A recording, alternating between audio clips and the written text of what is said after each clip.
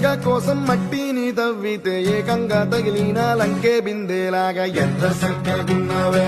లక్ష్మి ఎంత చక్కగున్నావే సింతా చెట్టు ఎక్కి సిగురు కొయ్యబోతే చేతికి అందిన సందమామలాగా ఎంత చక్కగున్నావే లక్ష్మి ఎంత చక్కగున్నావే మల్లె పూల మధ్య ముద్ద బంతిలాగా ఎంత చక్కగున్నావే ముద్దైదు ఆ మెళ్ళో పసుపు కొమ్ములాగా ఎంత చక్కగున్నావే